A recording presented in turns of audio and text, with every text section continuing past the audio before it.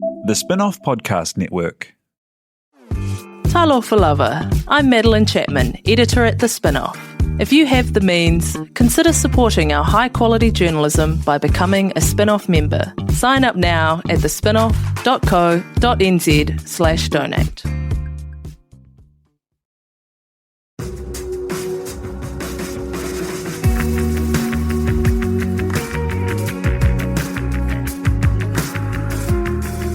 You're listening to Business is Boring, a podcast that reckons it's anything but.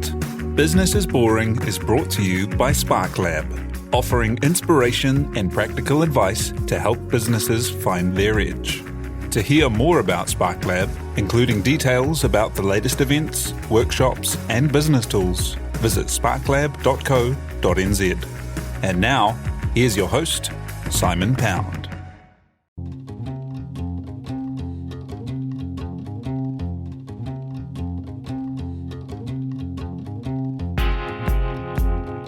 You're listening to Business is Boring, a podcast that reckons it's anything but. Business is Boring is made by The Spinoff with help from Callaghan Innovation, New Zealand's innovation agency.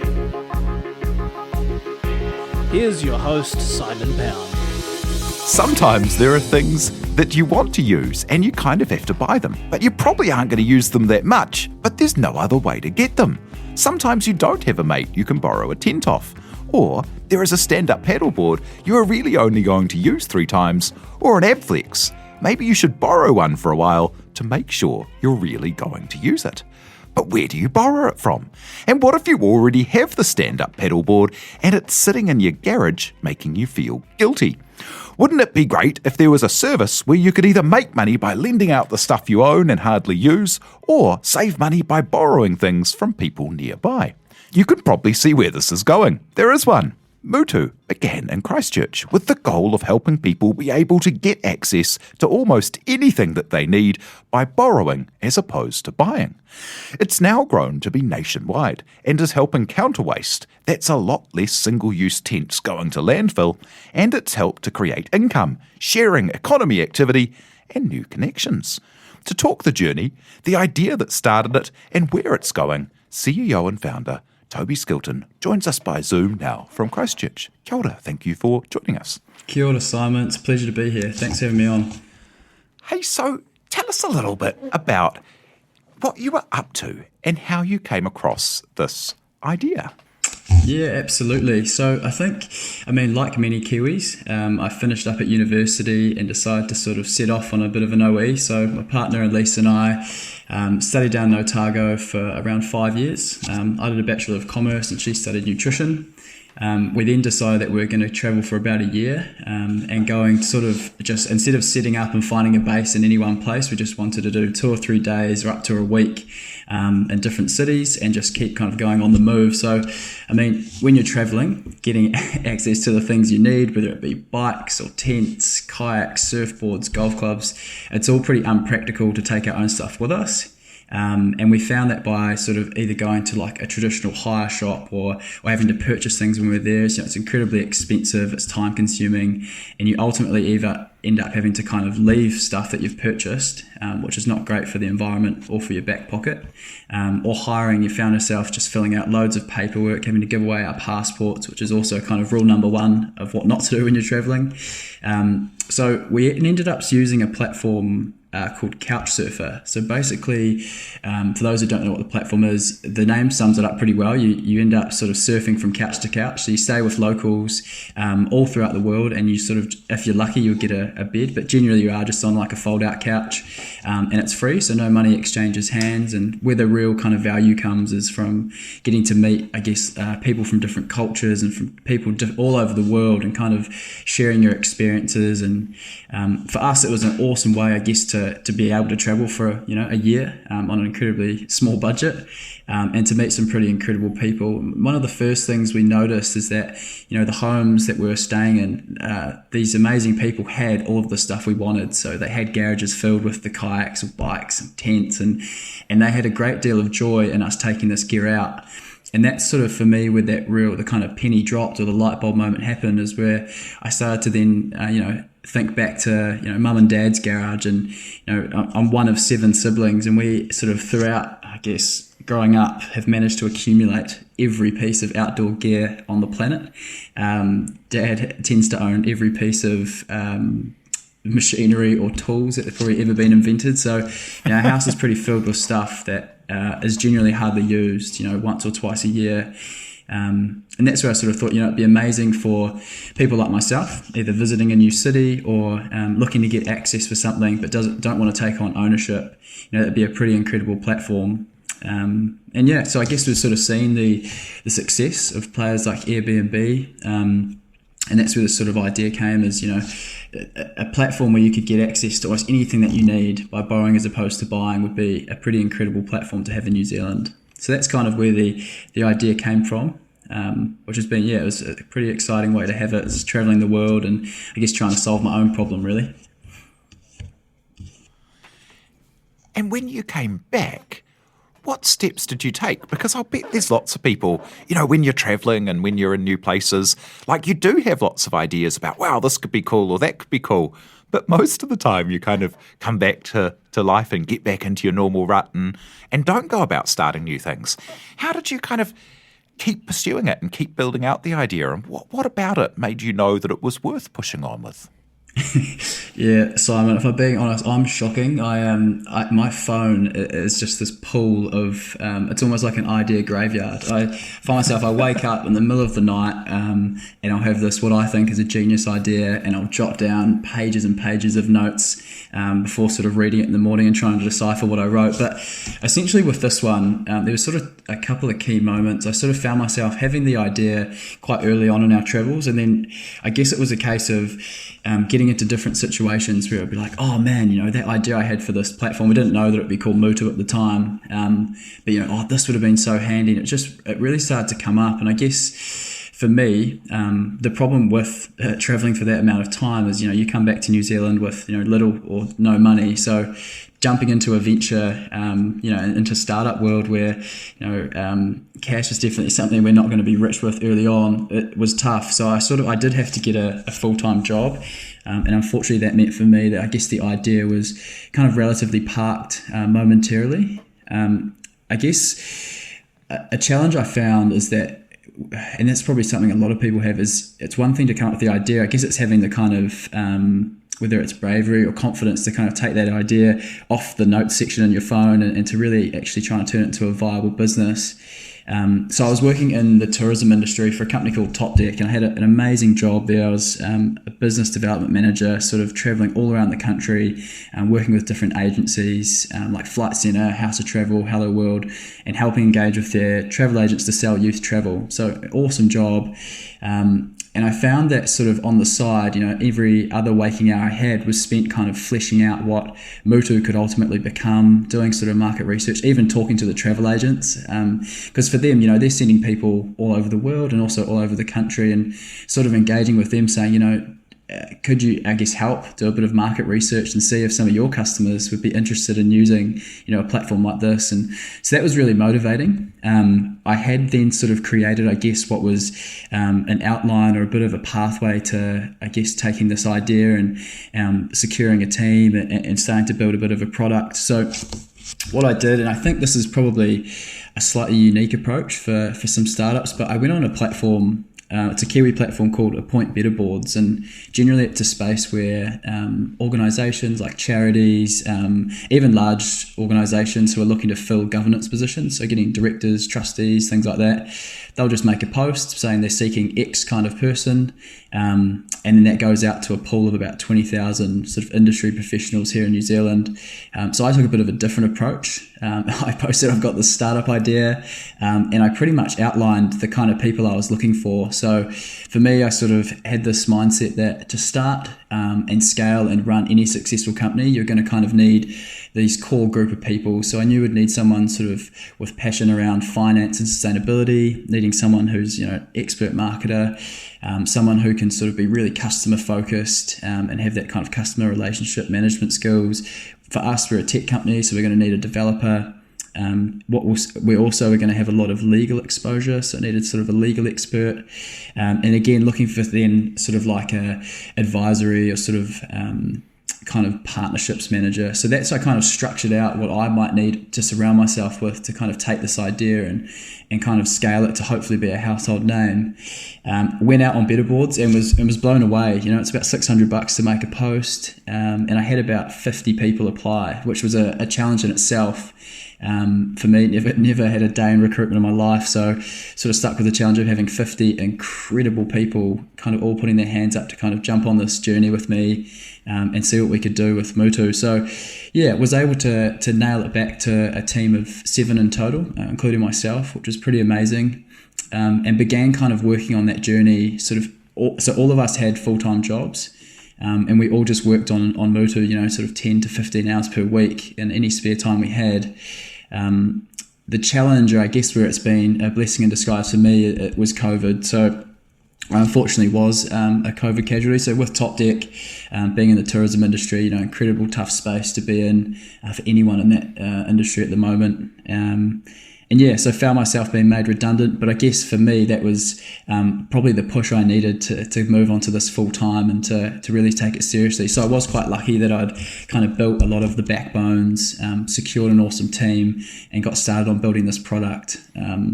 So yeah, that's a bit of kind of, I guess, the real step that I took and why I sort of decided to push forward with the idea and surround myself with some pretty amazing people. Yeah. What an amazing path to build out that governance before there's even a product and just when there is that big vision. And there's that great expression, if you want money, ask for advice. If you want advice, ask for money.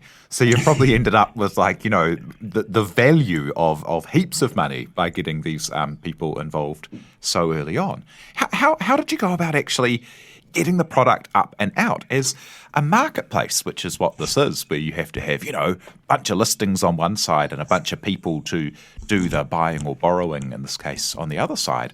They're such a chicken and egg thing to build, aren't they? Because you need to have lots of listings to get lots of people along, but you don't get lots of people putting listings up unless there's lots of people to look at stuff. How do you solve that big problem?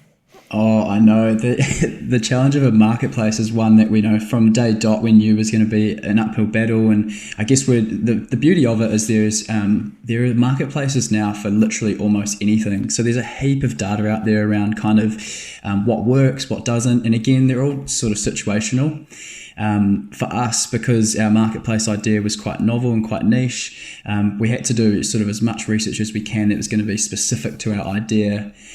One thing we found, you talk about the chicken and the egg side of things, and it's building liquidity. We became incredibly supply focused early on, and we also sort of did a bit of geofencing. So our team, so a team of 7, we're scattered all over the country. We've got presence in Christchurch, Wellington, Auckland, and the Waikato area.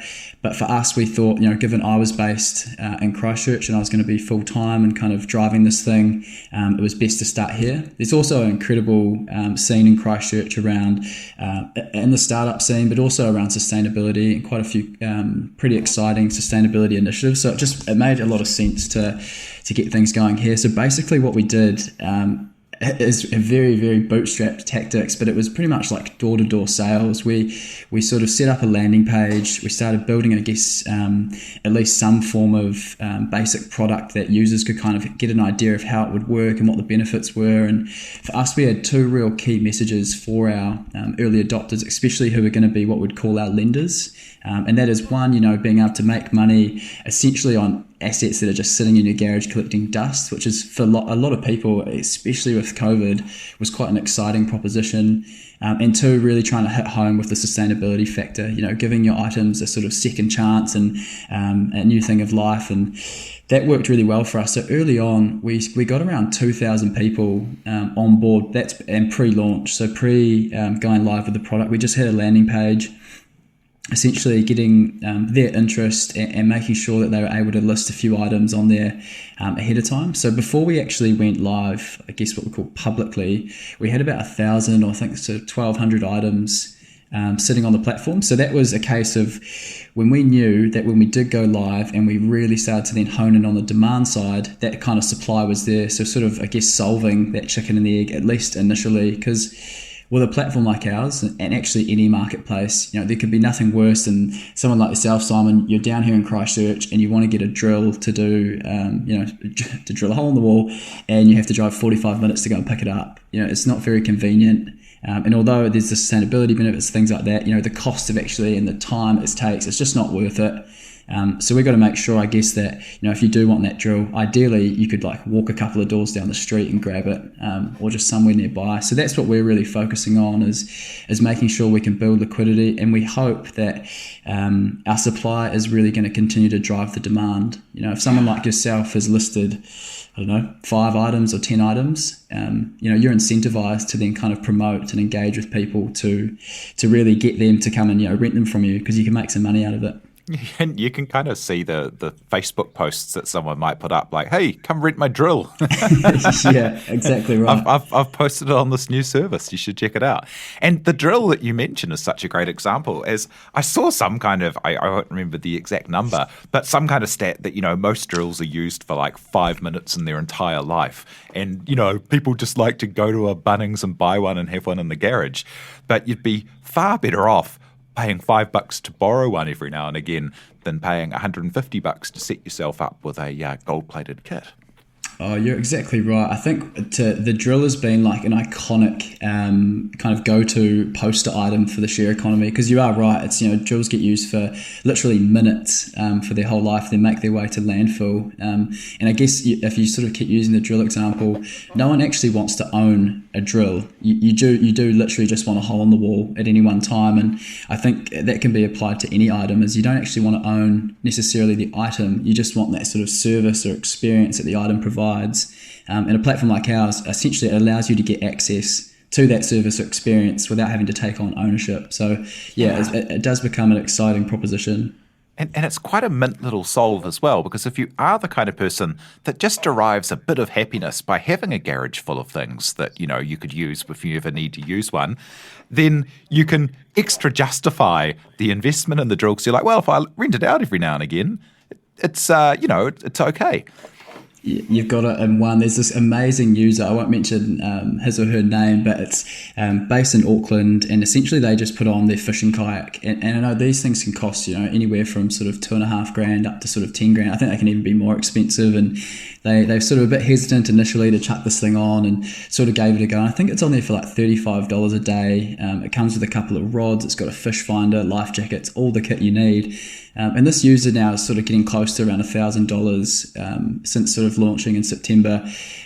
So, I mean, for this user, they've now sort of got in touch, and they're exploring buying a couple of other fishing kayaks and sort of, in a way, kind of building out their own little rental business from their garage. He's sort of sitting there thinking, what else could I be lending out to make money on? Which is awesome, enabling Kiwis to kind of get that sort of benefit on something that was deemed as kind of like a liability for a while.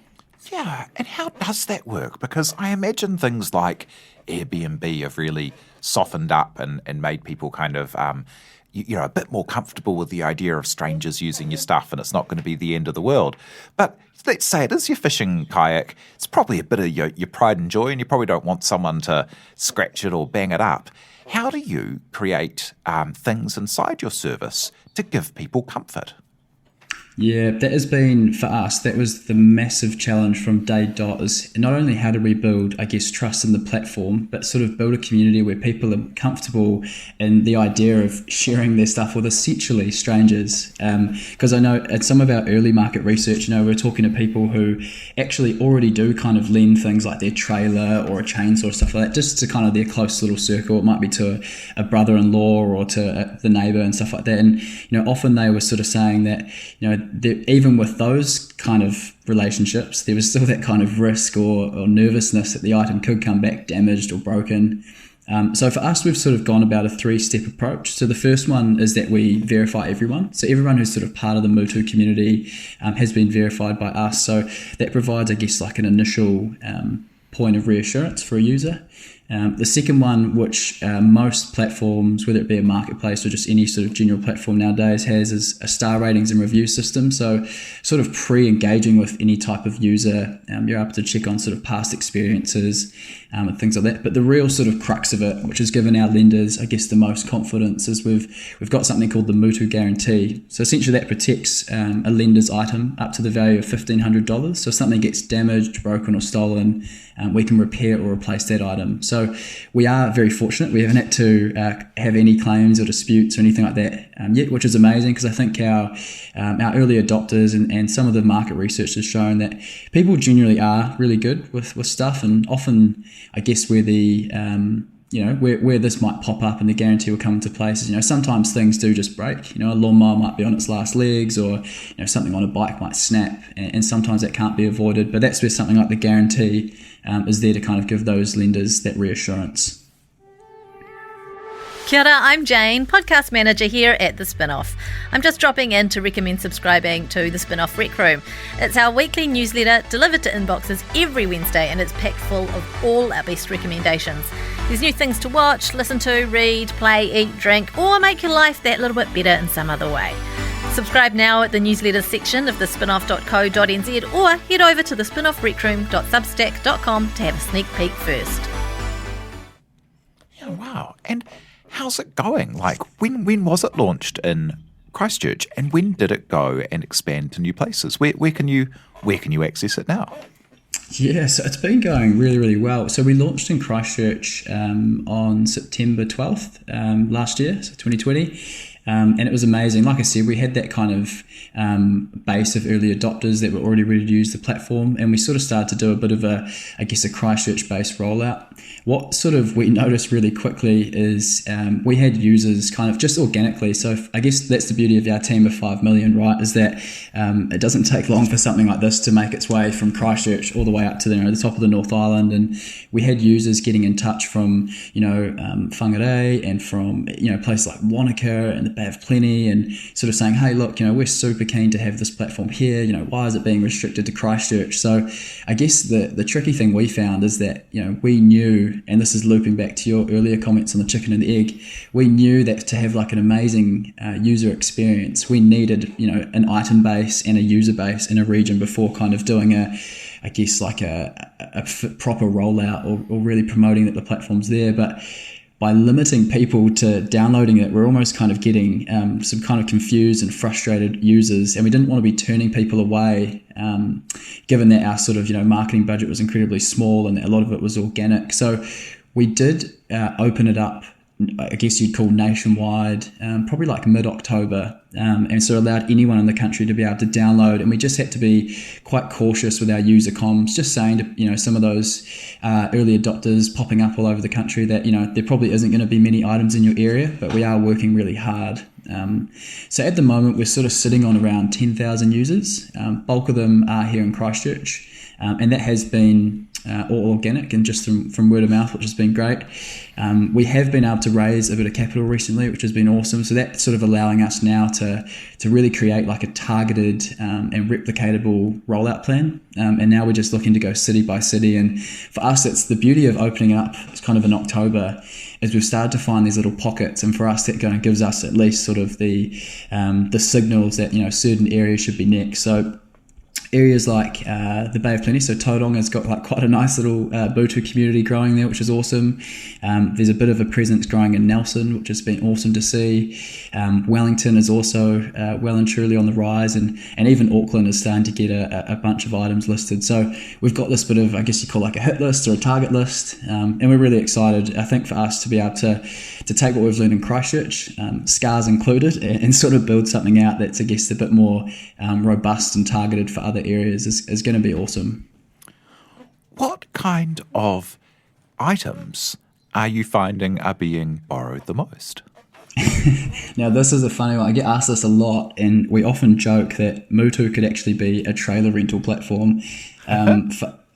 Honestly, I think, and when you sort of dive into it a bit deeper, it does make sense, right? As trailers are big, they're clunky, they're expensive to own, and it's actually something you kind of need like once every couple of weeks or once a month. If you've got green waste, or if you just want to do a bit of a clean out, or you're moving something from A to B, trailers are incredibly handy, especially now we've noticed, no one can travel and people are looking to really get out and explore New Zealand. And we found people picking up trailers on Mutu just to take, more stuff than the car could fit, just going on that classic Kiwi roadie and being able to get a trailer for, there's trailers on there for $15 a day. So it becomes an incredibly affordable way to lug around a whole bunch of stuff in New Zealand, or even just to get through the day-to-day tasks. But for us, so trailers are well and truly number one. The other big sort of key category for us is outdoor and sport, which, it does make a lot of sense given it's we sort of launched heading into summer, but things like kayaks, paddleboards, surfboards, bikes, tents, all incredibly popular. There's a bunch of cameras and drones that have been rented.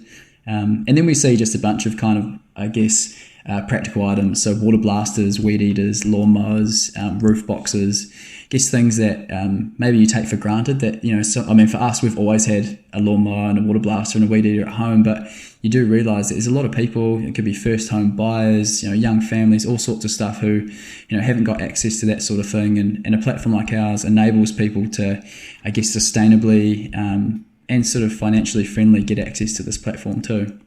Yeah, and if you're in an apartment or some kind of terraced house situation with a small square of yard, you don't need a mower the whole time. You don't need it's such a kind of step towards this sharing economy idea in terms of the cars that you share, or Airbnb-ing a place rather than trying to have a rental property.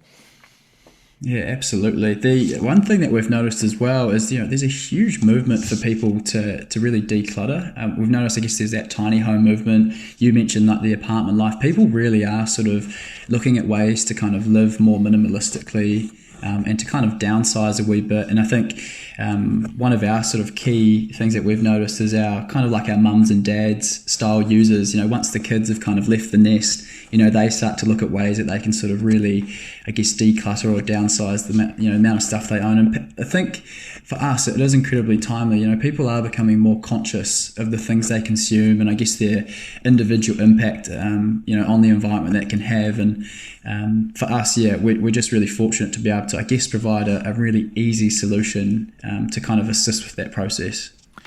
And who are your users? As if it is a kind of sustainability thing, you might get a kind of group, or if it is people who have garages full of stuff, they could be a very different group. And maybe it's like something like Trade Me, which showed that people of all ages and everyone in the country might have a relationship with Trade Me.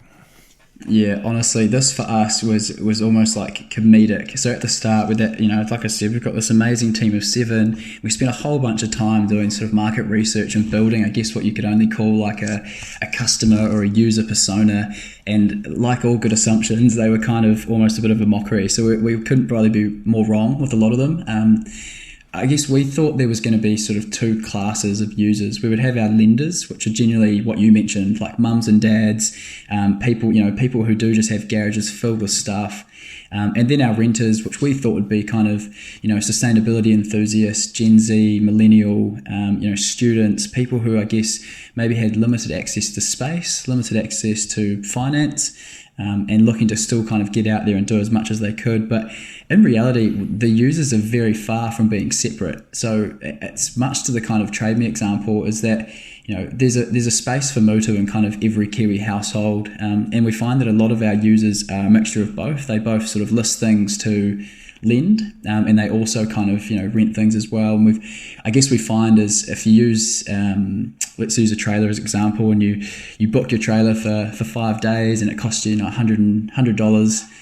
There's that kind of motivation that, right, well, how am I going to pay for this trailer? Maybe I chuck my own items up and sort of make a bit of money to kind of write off the debt that I've just incurred. So yeah, people of all kind of walks of life have been using this platform, which for us has just been so good to see. And it's really opened our eyes to the true potential. There's mums and dads looking to kind of utilize baby equipment, things that there's sort of any kind of baby gear. There's creative professionals trying to get utilization out of expensive camera kit, clothing. It could be used for anyone, which for us is good and bad. It's hard to kind of target everyone and anyone, but it's just really promising. And it must be cool to see those ripples. Like you say, when someone rents something and then they go, oh, I'd better put something up myself to offset what I've just spent. Yeah, no, it's amazing. We've seen, I guess, what I can only call kind of like micro entrepreneurs starting to kind of pop up. And, I mentioned the example before of the Auckland-based user looking to buy new things to generate. And I think to see, I guess, the true potential of people now being able to kind of make money out of idle assets, it's amazing. And I think we will learn as the platform grows. There's more and more and more opportunities here to jump into new categories and things like that. So I think you got a wee dog friend there. I reckon that's beautiful. Let's just keep that in. That's 2020. That's the age of Zoom. I know. I was trying to sort of talk over it, but it's hard when it's a yappy wee miniature poodle. That's good. It's beautiful. We get to see each other's spare rooms, meet each other's kids, their dogs. It's bring your whole self to the world. And for you personally, Toby, like, how's it been for you as, coming with obviously a person who has lots of ideas and really passionate about this, and having built this program, this platform out and taking it nationwide and having this momentum? How have you found it, and what kind of things have you had to kind of upskill on and build, and what's the journey? Yeah, it's if I'm being perfectly honest, it's been actually quite a bit of a roller coaster. I think in the early days, building a platform out with, some incredible people around me, it was sort of a huge amount of excitement. There were nerves. There were sort of times where I guess, and I actually learned there is kind of a term for it called imposter syndrome, So for me, sort of coming in as like a recent graduate with no real kind of business experience or any big wins that I could kind of brag about, I sort of sat there and thought, why are these amazing people going to, want to follow my vision? I mean, yes, I've got the idea and stuff like that, but, it's then a completely different thing to, I guess, be leading a team of industry professionals who have had, some incredible wins themselves. So that was definitely something I had to kind of, really get through myself. And there's an incredible kind of network in New Zealand of, I guess, that I could call a startup community. I mean, there's a few examples. There's a guy called Eric from Mevo, who's just, for me, has been an amazing mentor. They're a bit further on the journey. So being able to kind of tap into those sorts of people who have kind of been and done, I guess, what I'm trying to do, and to be told that, hey, the roller coaster is normal, and that, it's not all going to be smooth sailing, and that there are tough times, but it's about, I guess, what really does motivate me is just the bigger picture. I mean, we've got, you probably would have seen, the Climate Commission report that's recently come out.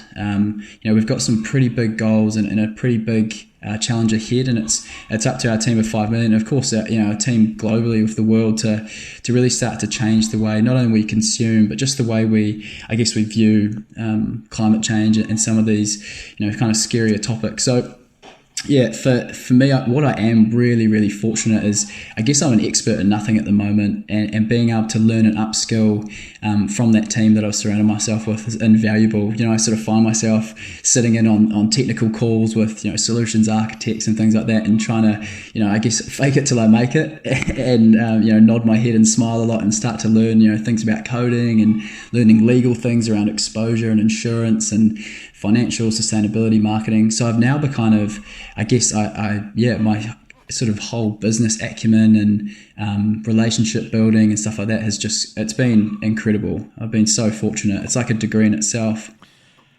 That's such an interesting idea around, to meet our goals environmentally, we might have to change up how we're acting in other ways. And, wouldn't it be cool if the saying became something like reduce, reuse, recycle, and share? Yeah, there's an amazing guy called Ryan Jennings who runs a platform called Buy New Zealand Made, and we've had some incredible conversations around what is the future of consumption and what's the future of buying, and one of the things we both talked about is is the future share New Zealand made. You see businesses now, and that's some of the kind of exciting stuff we're looking to tap into is, businesses are looking for other ways to engage with customers and to build those relationships. And and often now this isn't going to be through traditional buying. It's sort of introducing models where people can, potentially try before they buy, or sort of rent to own, or just getting access to items when they need it and return them back to the consumer or back to the producer or manufacturer. So that in itself is an incredibly exciting opportunity that we're sort of exploring. But yeah, I think that the future of buying is going to be something quite different to what it is now, or just consumption in general. What advice do you have for people who have a great idea and have a drive and are thinking about taking a leap? This is a bit of a funny one. I guess talking back to one of my earlier points on how my notes on my phone is just filled with ideas. And for me, this has kind of always been the case. When I was studying down in Dunedin, again, I had a business that I set up called Scarfy Repairs, where I'm not sure if you've heard much about what happens down in Otago, but generally students tend to break everything they look at in the student flat. So for me, I renovated student flats at student rates. And was able to kind of go through university and travel the world with that. So for me, I guess I've been very fortunate in always having the ideas. And what I haven't realised until recently is that for those who do come up with ideas, you're actually in a very small percentage of people.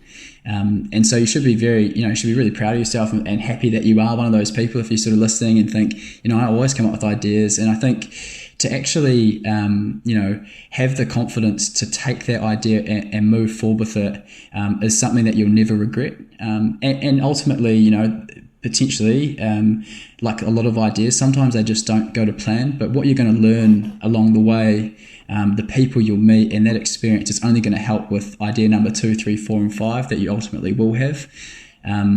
One thing I also have learned is that, initially people see a business like ours and they must think, they must have had so much money to get this, to build an app and to have all this branding and this amazing team, stuff like that. But, I'd just come back from traveling, been working for a few months, and we had no money at all. So I was sort of able to build a team based on sweat equity. So like you talked about, utilizing value over, I guess, cash. And we're incredibly bootstrapped. We had 14 months before bringing any capital to the business. So we were running off, truly, very, very, very, very little. So I think for people who do have an idea, have that confidence that you can actually test, a whole bunch of your assumptions. You can create like a prototype or an MVP, being very lean and agile. That doesn't cost a huge amount, and you can sort of do it on the side while you've got a full-time job, and you will get to what I would call like a tipping point where like this thing has potential, there's merit here, and then you can take the full plunge. So there are ways to kind of take your ideas and really test it without, I guess, exposing yourself to a huge amount of risk. And my main advice would be you just got to do it. If you are an ideas person, you just got to give it a go. And what will success be for you? You're very early on in the journey in many ways, and what do you think? What's the success that you're pointing at?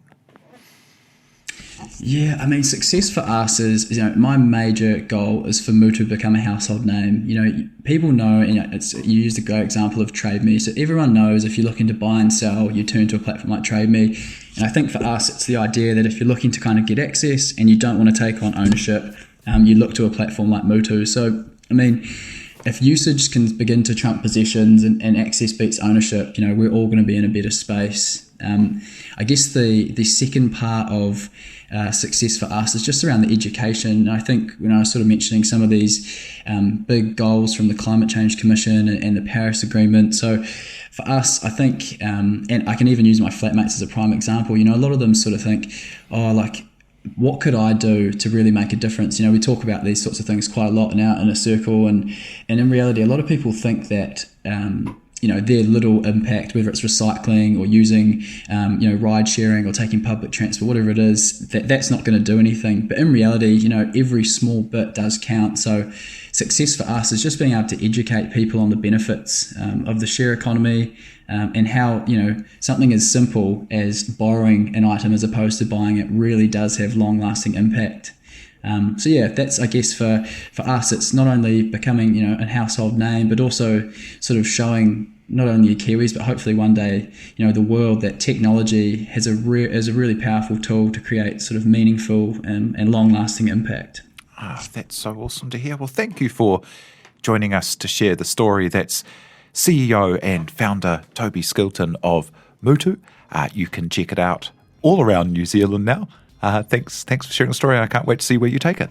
Thank you so much for having me on, Simon. It's been an absolute pleasure. Joyce, kia ora. Thank you very much to Alice Webb-Liddell for producing and the whole Spinoff team. And thanks to Callaghan for making this happen. Cheers. You've been listening to Business is Boring, presented by Simon Pound. And brought to you by the Spinoff and Callaghan Innovation.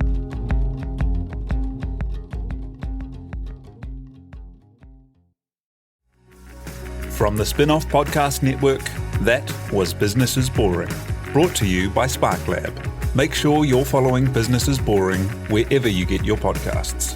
And for more information on SparkLab, visit sparklab.co.nz.